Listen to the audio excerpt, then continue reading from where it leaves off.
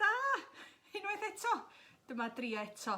Dwi'n rhyw ama efalla bod hwn yn well wan yndi. Carys, dwi'n gwybod os y ti dal yna ac yn gweld bod fi ffordd iawn. Os ydych chi'n gweld bod fi ffordd iawn, yna codwch eich bawd. Ac fel o'n i deitha chi, da ni yn meddwl am y cyfnod yna, lle oedd Iesu Grist wedi mynd yn ôl i'r nefoedd. A edrych ddychmygu dych chi'n meddwl bod ei ffrindiau fo'n teimlo yn ofnadwy o ofnus, o wan efalla. Diolch Carys. Yn wan efalla, di-ymadferth, bod nhw'n meddwl, so beth da ni fod i wneud rwan? Mae gennym ni waith mawr yn y byd yma. A sut ydyn ni'n mynd i fynd ati i wneud gwahaniaeth? Ac ydyn ni'n gweld fel y mae pobl yn gallu gwneud pethau yn enw Iesu Grist. A hefyd, da ni'n meddwl mae dim ond, da ni'n meddwl efallai na dim ond Pedr a Ioan oedd yn gallu gwneud yn enw Iesu Grist. Ond da chi'n gwybod be? Mae pob un ohono ni heddiw yma hefyd yn gallu gwneud unrhyw beth yn enw Iesu Grist. A mae hwnna'n rhywbeth pwysig iawn i ni gofio bob amser. Jyst tra da ni'n cychwyn fel hyn hefyd, mae yna dipyn bach o newidiadau yn mynd i ddigwydd wythnos nesa. Achos wythnos nesa, da ni'n mynd i drio mynd yn ôl i hen amser yr ysgol Sul, sef 9:45, a da ni'n mynd i fod yn cyfarfod am 9:45 dros Zoom. Rwan ta, ddaru na rei ohona ni fod yn defnyddio Zoom wrthos dwytha. Ond wrth gwrs oedd rhaid trio chwarae dipyn bach efo fo. So beth da ni'n mynd i wneud ydy, oedden ni'n falch iawn bod gennym ni ffrindiau wedi ymuno fo ni, a da ni'n falch iawn bob amser o groesawu pobl ato ni i Gapel Bethesda. Ond efalla, na be newn ni ydy, o fod yn wneud Zoom, mi fedra ni roid yr hyddid hefyd i eglwysi eraill gyfarfod o ni, ond bod nhw'n cael cyfle jyst i siarad efo'n gilydd hefyd, felly fydden ni'n rhannu bobl i wahanol stafelloedd. So enghraifft os ydy, da ni bobl Gaerdydd yn dod ato ni, mae hynny'n ardderchog, a mi geith bobl Gaerdydd efallai fynd yn griw i gyfarfod i gilydd yng Nghaerdydd, pobl Wyddgrug a cyfarfod i gilydd yn yr Wyddgrug, ond mi fydd y stori a'r canu a falle wrth gwrs i bawb. So da ni am drio rhywbeth newydd fel yna, a gweld sut eithi.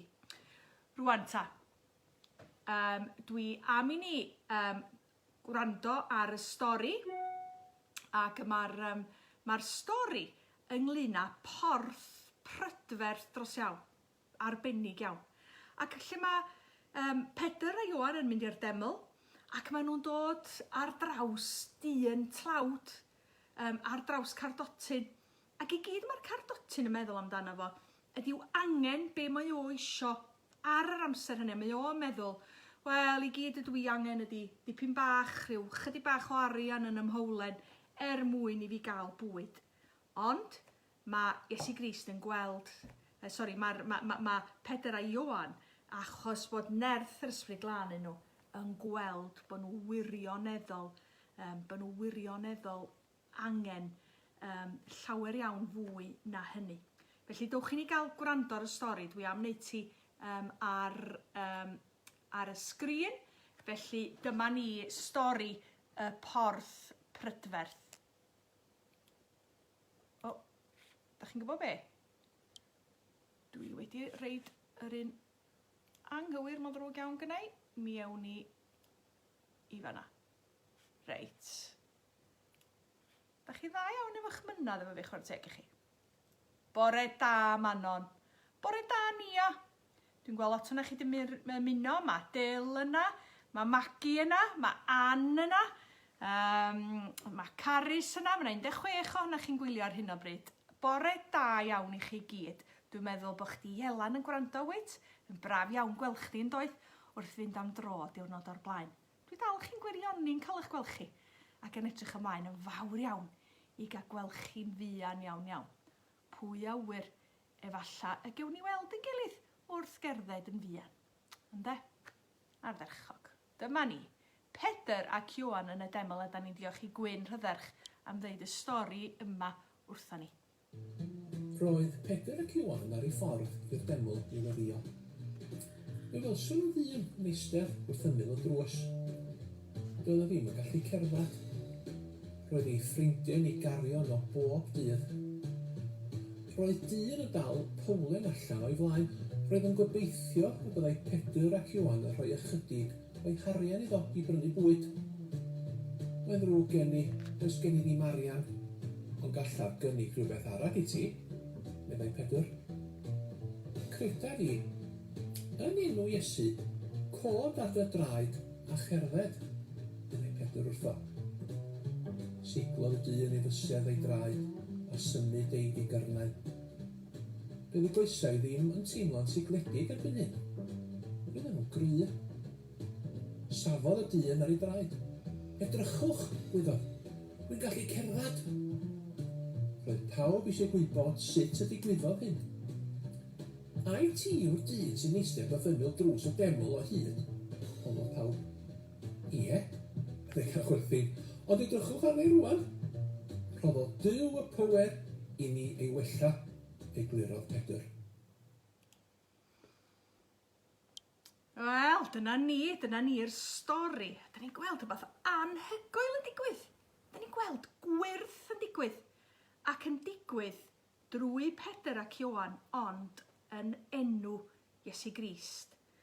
A dych chi'n meddwl be, mae yna bobl hyd yn oed heddiw yma yn gwneud gwirthia yn enw Iesu Grist. Rwan ta, dwi eisiau chi feddwl am un neu ddau o bethau. Efallai, ar ôl i ni gael y stori ac ar ôl i ni orffan yr clip bach yma o Facebook Live, dwi jyst eisiau chi ofyn y cwestiynau bach yma wrth eich gilydd, neu os ydych chi adra ben eich hun, eich bod chi'n gallu troi y cwestiwn yma yn eich meddyliau. Ac os fysa ti yn cael un dymuniad, sgwni be fasa hwnnw? Ynde? Neu falle bod chi eisiau mateb i fi ar hwn. Petai chi'n cael un dymuniad, be fasa hwnnw? Mae Ffion a Gywain di dechrau gwylio. Be fysa'ch dymuniad chi, eich un dymuniad chi? A sut hefyd wyt ti'n meddwl oedd y dyn yn yr hanes yn teimlo pan oedd o'n gallu cerdded am y tro cyntaf erioed? Gwerth go iawn.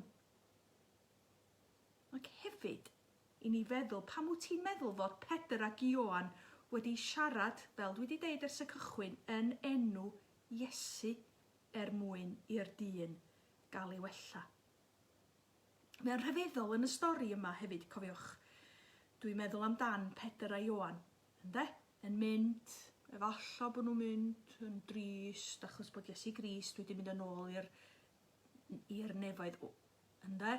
Wel, dwi'n gweld eich ymatebion chi'n dod i fewn wan. Ie, mae Elan eisiau cael unicorn go iawn. Wel, da iawn Elan. Ia, pwy awyr? Dwi ddim yn meddwl rwsyd. Da. Wel, mae Sara'n deud fountain chocolate poeth. Dwi'n meddwl efallai bod gyn Sara dipyn bach fwy o hopes cael fountain chocolate poeth nag i Elan Drian gael unicorn go iawn. Ynde? Rwan ta. A dwi'n rhyfeddu, dychmod, bod Pedr a Ioan, efallai sut bynnag oedden nhw'n teimlo, yn gallu gweld ac yn bod nhw tha hefyd mewn gymaint a syndod ar cardotyn, achos bod nhw hefyd yn gweld pa mor anigonol oedden nhw. Mae Cai eisiau chwarae pêl-droed i Lerpwl. Rwan ta Cai, dwi'n meddwl bod hynna'n bosib iawn. Ynddi? Mae hwnna'n bosibilrwydd. Da iawn ti. Hai de, hai. Sy'n isio chwarae i ryw dîm rhif 3 mewn ryw dre bach di-not, ond chwarae i dîm cynta Lerpwl. Chwarae yn y cop yn Anfield. Dwi'n gweld ti. Dwi'n gweld ti wneud hynny. Ardderchog. Ond deud mae'r stori matha ni, yn enw Iesu Grist, ydyn ni'n gallu gwneud pethau rhyfeddol. A beth sy'n rhyfeddol yn fama, ni jyst gwneud iddyn nhw eu hunan, ni jyst gwneud eu hunan yn gyfeithog mae Pedr a Ioan, ond maen nhw'n helpu rhywun arall hefyd.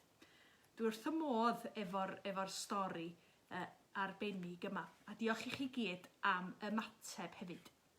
Wel, da ni'n mynd i gael can rwan, ac da ni'n diolch i Andy Hughes am baratoi y gan yma, ac mi gewch chi edrych ar y sgrin unwaith eto, a gewch chi ymuno i fewn yn y canu hefyd. Felly, ffwr a ni, a mi ganwn ni efo Andy Hughes.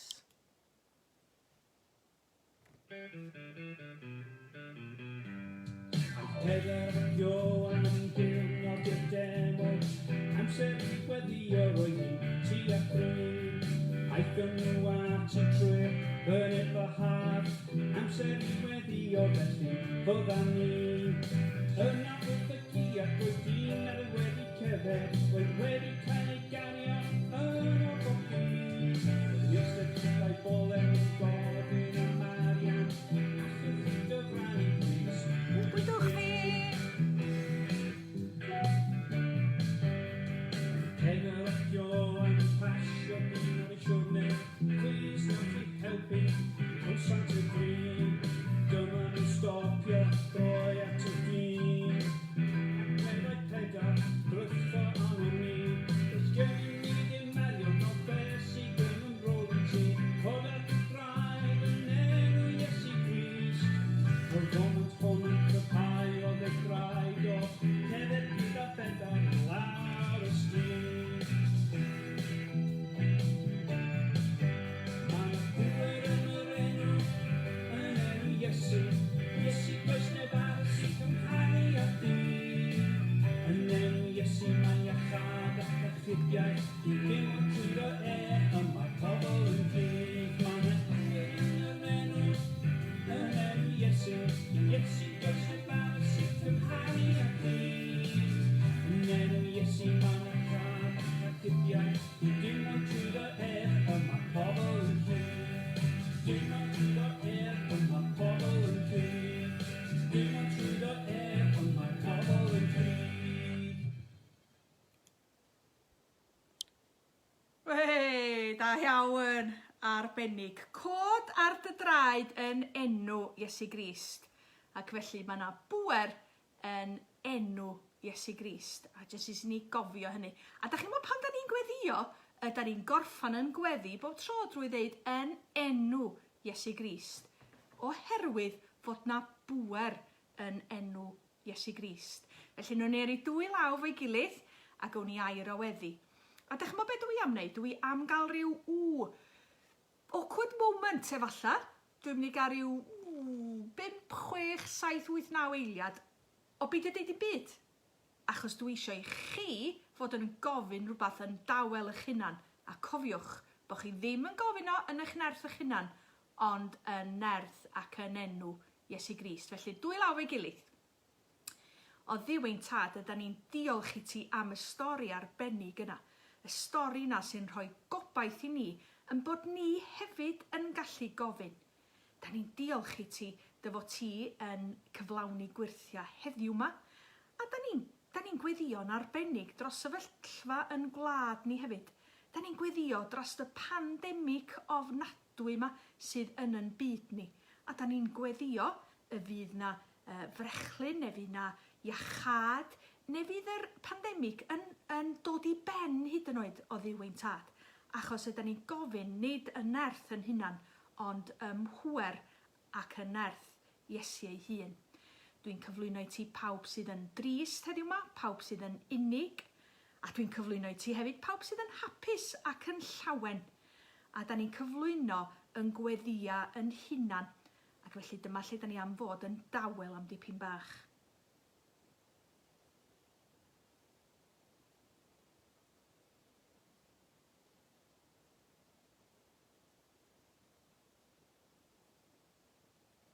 Yn nerth dysbryd glân o dad, da ni'n gofyn i ti atab yn gweddia ni, a da ni'n gofyn hyn i gyd.